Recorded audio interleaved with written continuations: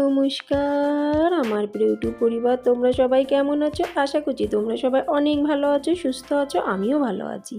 আমি সুপ্রিয়া। আমি তোমাদের সবাইকে আমন্ত্রণ জানাই নাসিকের ঘটকনের আরেকটি নতুন ব্লগে। যে যে প্রান্ত থেকে আমার ভিডিওটি, আমার ব্লগটি দেখছো, আশা করছি তোমরাও সবাই অনেক ভালো আছো। আজকে সকালবেলাটা তোমাদের সঙ্গে শুরু করলাম বারান্দায় চা খেতে খেতে। বৃষ্টি পড়ছে, কালকে রাতের থেকে বৃষ্টি শুরু। ঝিরঝিরিয়ে বৃষ্টি না, কিন্তু বেশ ভালোই জোরে বৃষ্টি পড়ছে, তার সাথে হাওয়া। ছোটো মেয়েকে স্কুলে পাঠাইনি দুদিন ধরে, না ওর ভালোই শরীরটা খারাপ। ওই ভাইরাল জ্বর, সর্দি, কাশি, বমি। বড় মেয়েকে স্কুল পাঠিয়ে দিয়েছি। তারপরে আমি টুকটাক ঘরের একটু অর্ধেক বাসি কাজ করলাম। তারপরে আর মনে হলো না অন্য কিছু করি, ভাবলাম যে না, এবার একটু বারান্দায় বসে আরাম করে চা করি। আর চা খেতে খেতেই আজকের ব্লগটি আমি শুরু করলাম। বারান্দায় বসে চা খাওয়ার মজাই আলাদা। ফুরফুরিয়ে হাওয়া, বৃষ্টির জল টুপটুপ করে গায়ে আসছে, মানে ছিচা পড়ার মতন। খুব বেশি না, হালকা হালকা।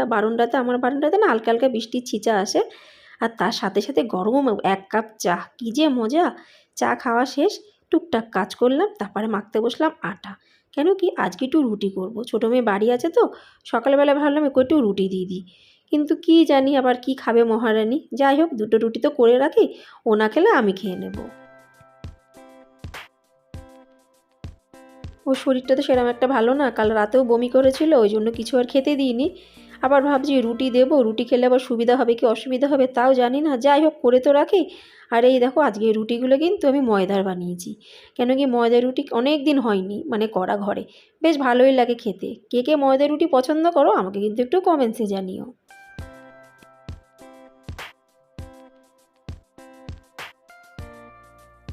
প্রতিদিনকার মতো আজও তোমাদের সঙ্গে আমি দুটো কমেন্টস অবশ্যই শেয়ার করব। প্রথম কমেন্টসটি লিখেছে একটি বোন, SM সিম্পল ব্লগ। বোনটি লিখেছে, দিদিভাই তুমি যখন যোগা করো দেখে মনে হয় এই ঘুমের থেকে ঘুম ঘুম ভাব। সত্যি গো বোন, কিন্তু যোগাটা করার পরে যে কী আরাম লাগে সেটা যে করে সে বোঝে। একটু তো ঘুম ঘুম ভাব লাগেই। যাই হোক, তুমি যে বুঝতে পেরেছো তার জন্য বেশ ভালো লাগলো।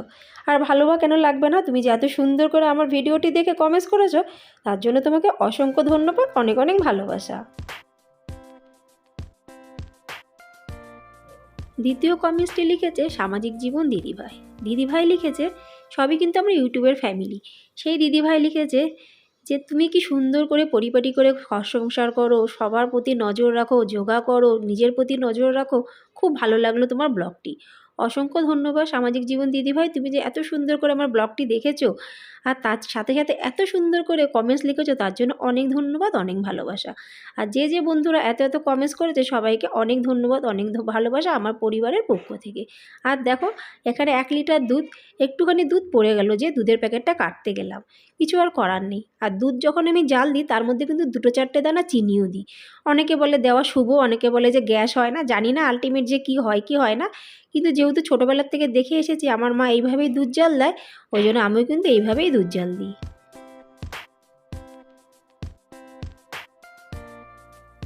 আজকে শনিবার, নিরামিষ খাই, ওই জন্য মুগের ডাল বানাবো আর কিছু ভাজাভুজি করব। কেন কি অন্যান্য কিছু করতে না ইচ্ছা করছে না। কালকে যেহেতু চানা করেছিলাম বেশ ভারভাত্তি হয়ে গেছিলো। এই দেখো, দুধটা বেশ ভালো করে কিন্তু আমি সবসময় জাল দিই। কোনো সময় বন্ধুরা দুধটা কিন্তু এক উতলে নামাবে না, এক উতলে নাকি নামাতে নেই। ভালো করে ফুটিয়ে জাল দিয়ে কিন্তু দুধ নামাতে হয়, নাহলে না দুধের ভেতরে যে কীটাণুগুলো থাকে সেগুলো মরে না। যাই হোক, দুধ জাল দেওয়া হয়ে গেল, মুগ ডালটা একটু হালকা খোলায় আমি ভেজে নিয়েছি আর সেটা কুকারে দিয়ে দিয়েছি। ভালো করে ধোয়ার পরে, না ধুয়ে কিন্তু আমি কুকারে দিই না, ভালো করে ডালটা ধুয়ে কুকারে 2 সিটির জন্য দিয়ে দিয়েছি। আর এই যে মেশিনে জামাকাপড়গুলো দিয়েছিলাম, জানি শুকাবে না, 2-3 দিন লাগবে, কিন্তু কিছু করার নেই। এই জন্য জামাকাপড়গুলো মেলিয়ে দিলাম, আর রডে না, এই যে বারান্দার ভিতরেই। আমার ছোটো মেয়ে তিয়া উঠে গেছে। আমি বললাম রুটি খাবে, বলে না মামা রুটি খাওয়ার ইচ্ছা নেই। ওই জন্য ভাবলাম থাক, ওকে একটু ব্রেড টোস্ট বানিয়ে দিই। এটা কিন্তু খুব যে আমি একটা ভালো বানাতে পারি তা না, কিন্তু চেষ্টা করলাম, জানি না কেমন হবে। ওর জন্য বানিয়ে দিলাম 2 পিস ব্রেড টোস্ট। উঠে ওই যে কার্টুন না হলে তো পেটের ভাত হজম হবেই না, এ তো জানা কথা। ওই জন্য কার্টুনটা চালিয়ে দিয়ে বসিয়ে দিলাম সোফার উপরে, ততক্ষণ আমি ব্রেড টোস্টটা বানিয়ে ফেলি।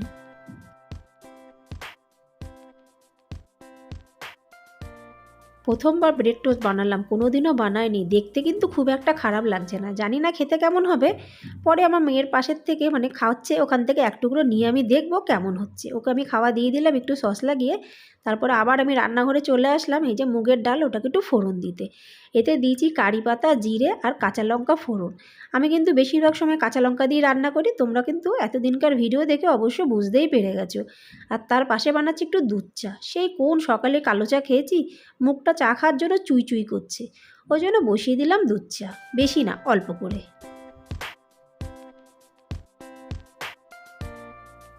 আমার মেয়ে কিন্তু দিব্যি শরীর ঠিক ছিল, স্কুলে যাচ্ছিল ওই হাত ভাঙা অবস্থাতে, কিন্তু এমনই আমার কপালটা দেখো, শরীরটা আবার খারাপ হয়ে গেলো আজ দুদিন ধরে। আজ দুদিন কিন্তু স্কুলেও যেতে পারে না, কিন্তু এইচডাব্লিউগুলো ঘরে বসে বসে ওকে আমি করিয়ে দিই, নাহলে অলরেডি আগেরগুলো জমে আছে, এইগুলোও জমে যাবে। তারপরে বসে পড়লাম এই কুমড়ো আর আলু নিয়ে, একটু ভাজা করব, কুমড়ো ভাজা আমার বেশ ভালো লাগে। আর মুগের ডালের সাথে কুমড়ো ভাজা বেশ একটু মোটা মোটা থাকবে, খেতে কিন্তু দারুণ লাগে। আর করব একটা আলু ভাজা আর একটু বেগুন ভাজা।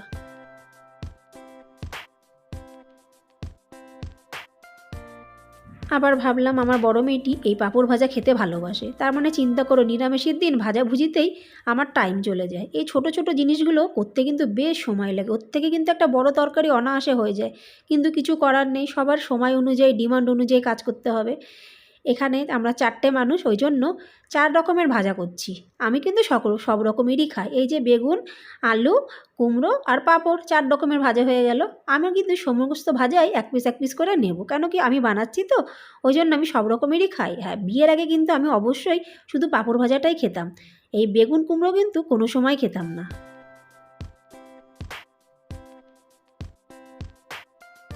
কিন্তু বিয়ের আগে ছিলাম আমি মেয়ে, তারপরে হলাম স্ত্রী মানে বউ, তারপরে হলাম মা। আস্তে আস্তে প্রমোশন হচ্ছে, মানে বুঝতেই পারছো, আস্তে আস্তে বয়সও বাড়ছে, কাজও বাড়ছে, দায়িত্বও বাড়ছে। ওই জন্য কোনো কিছু যাতে ঘাটতি না হয় নিজের সংসারে, সবসময় আমি সেই চেষ্টাই করি। সমস্ত কাজ শেষ চলে আসলাম পুজো দিতে, এরপরে আমার মেয়েকে একটু খেতে দিয়ে দেবো, আর টুকটাক শুকনো কাজ আছে করব। এটা বলতে ভুলে গেলাম, কুমড়ো ভাজাটা আর হয়নি, সময় হয়ে যাচ্ছিলো স্নান করার, মেয়েকে স্নান করালাম, আমি স্নান করলাম। তারপরে ভাবলাম যে না, রান্নাঘরটা তো এখনও পরিষ্কার করা হয়নি, ওটাকে পরে পরিষ্কার করবো, আগে কুমড়োটা ভেজে নিই। কেন কি হঠাৎ রান্না করতে করতে ঘড়ির দিকে তাকালাম, দেখলাম যে আমার মেয়েকে স্নান করানোর সময় হয়ে গেছে।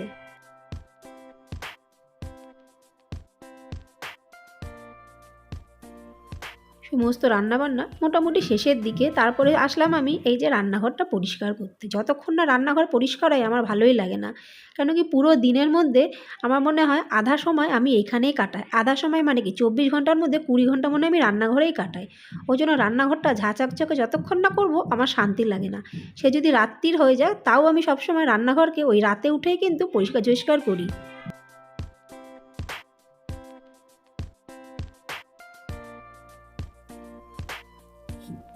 রান্না করার আগে পর্যন্ত আমি জলের কাজটা বেশি করি, রান্না হয়ে গেলে মানে স্নান টান হয়ে গেলে আমি আর কিন্তু জলের কাজটা সেরকম একটা করা পছন্দ করি না। ওই জন্য শুকনো কাজগুলোই করি। যেহেতু আমার স্নান হয়ে গেল, মেয়ে স্নান করার পরপরই, ওই জন্য আমি আর এখন আর জলের দিকে আর যাবো না। এই শুকনো যে টুকটাক কাজগুলো আছে যেগুলোও প্রয়োজন, কেন কি সবসময় যে জলে হাত দিতে কাজ করতে হবে তার কিন্তু কোনো মানে নেই, শুকনো খোলাতেও অনেক কাজ কিন্তু করা যায়। ওই জন্য মাইক্রোওভেনটা বেশ নোংরা নোংরা ছিল, ভাবলাম এটা একটু ভালো করে মুছে নিই, ফ্রিজটা মুছে নিই, এইগুলো মুছতে তার ভিজা জিনিস লাগবে না, শুকনো দিয়ে কিন্তু পরিষ্কার করে মোছা যায়।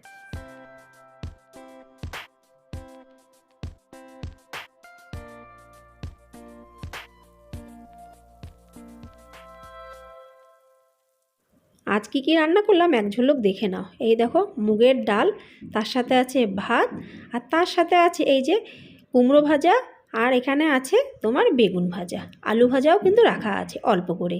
মেয়েকে এখন খেতে দিয়ে দিচ্ছি, তারপরে আমিও কিন্তু খেয়ে নেব।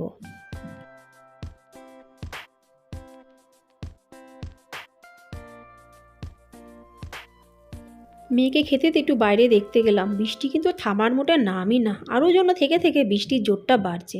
আজকে মাথাটা ধুলাম, ভাবলাম যে কালকে একটু ঘুরতে যাব, যদি বাই চান্স যাই তাহলে সকালবেলা উঠে মাথা ধোয়া সম্ভব হবে না, ওই জন্য আজকেই ধুয়ে রাখলাম, কালকে একটু ঘুরতে যাওয়ার প্ল্যান আছে, জানি না হবে কি হবে না, গেলে তো তোমরা জানতেই পারবে।